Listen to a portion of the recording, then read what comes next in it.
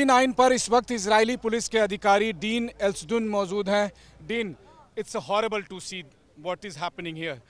What you would like to say about this attack? I want to just point out the continued pattern of who the targets are of this Iranian regime. Not only are they targeting our residential communities, houses where families are inside, but also hospitals. Like you see right here, a direct hit to a hospital.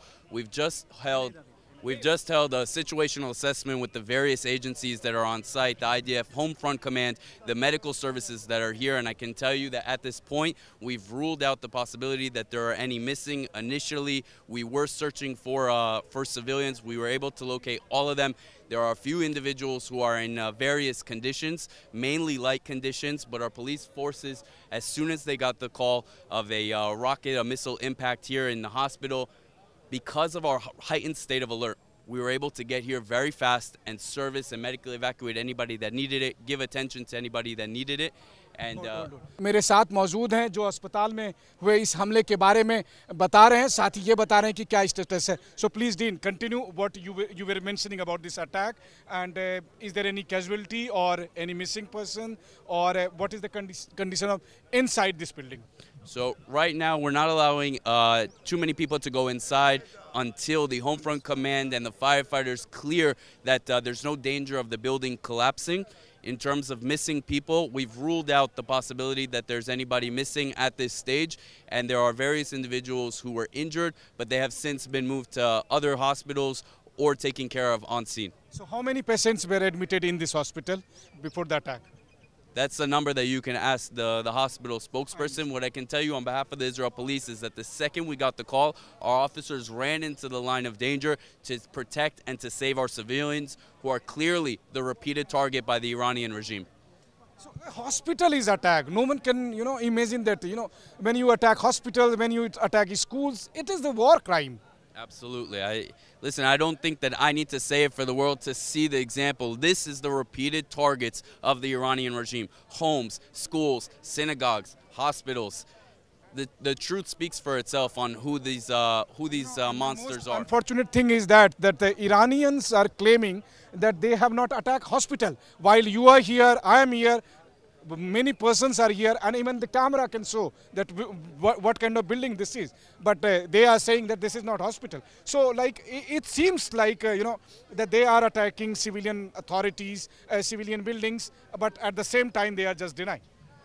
This is a regime that has constantly called for the annihilation of Israel, the United States, all Western ideology and culture. They speak for themselves on who they are. Their actions speak for themselves on who they are.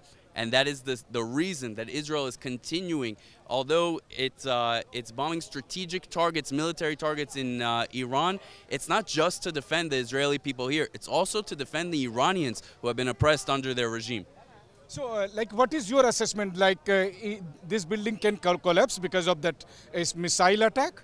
Right now, we have professionals who are on site, engineers, firefighters, professionals who know to tell us what the possibility is of it collapsing, and until then, we're not allowing anybody else to go inside. That we can understand. Thank you so much, Dean. Thank you so much to talking to TV9. Thank you so much.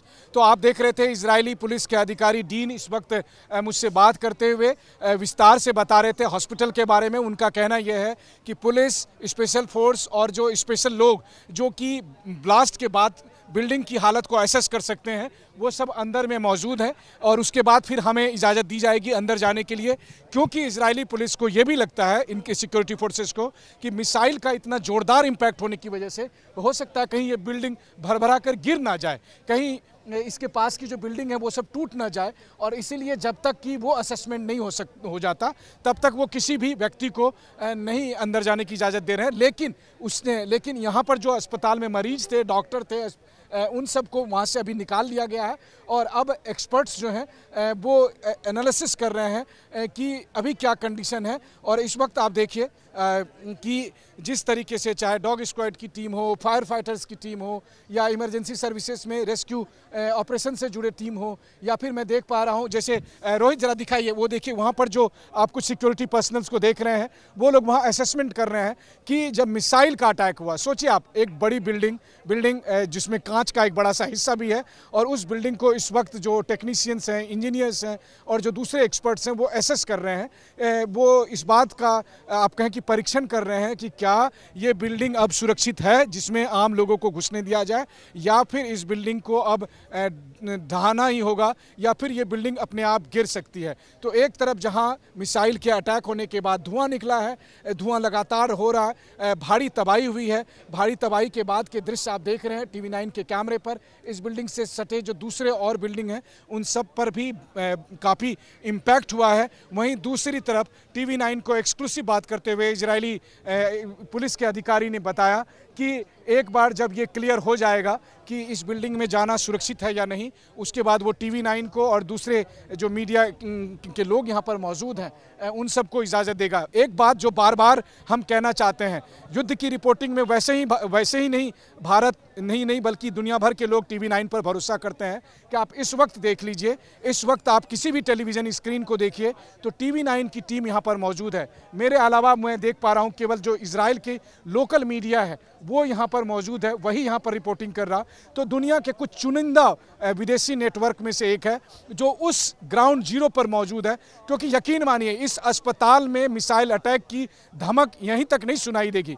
इस अस्पताल में missile attack का जो परिणाम होगा वो दुनिया देखेगी। और आपने देखा भी कि किस तरह के रिएक्शन आ रहे हैं इजराइल के रक्षा मंत्री की तरफ से, इजराइल के प्रधानमंत्री की तरफ से, इजराइल की सरकार की तरफ से, और लोगों में, इजराइल के लोगों में अब जैसे जैसे इस तरह के अटैक होंगे उतना ही ज़्यादा इजराइल के लोगों में इस बात को लेकर और ज़्यादा गुस्सा है, रोष है कि अब ईरान में जो मौजूदा सरकार है उसको बदलना होगा। देखिए ये इजराइल का सेंटिमेंट्स है, ऐसा नहीं है कि ये मेरा सेंटिमेंट्स है, टीवी 9 का सेंटिमेंट्स है या इंडिया का सेंटिमेंट्स है। सवाल ये है कि ये इजराइल के लोगों का, इजराइल की सरकार का और इजराइल के डिफेंस फोर्सेस का सेंटिमेंट्स है, जिन्हें यह लगता है कि ईरान में जो अभी ईरान के सुप्रीम लीडर आयतुल्लाह खमनई और उनकी जो रिजीम है, अगर उनको नहीं हटाया गया या ख़त्म नहीं किया गया तो ये इजराइल के लिए सही नहीं होगा।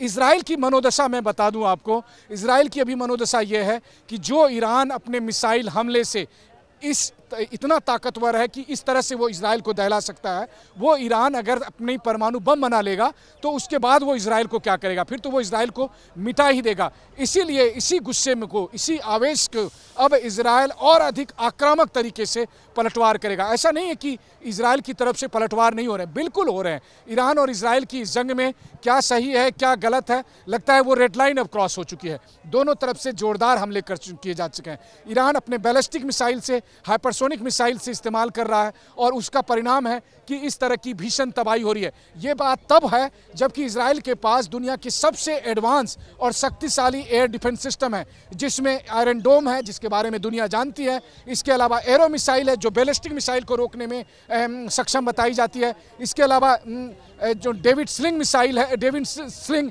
एयर डिफेंस सिस्टम है, और अमेरिका का थार्ड है। 4 लेयर की एयर डिफेंस सिस्टम होने के बावजूद अगर ईरान के मिसाइल यहाँ तबाही मचा सकते हैं तो आप सोचिए कि इजरायली के मन में ईरान के प्रति क्या सोच है। उन्हें क्या लगता है कि अगर ईरान की ये सत्ता बनी रही तो अगर ईरान की सत्ता नहीं बदली तो फिर ईरान इजराइल को मिटाने की कोशिश करेगा, और इससे पहले कि देर हो जाए ईरान को या ईरान की सत्ता को बदलना ही पड़ेगा।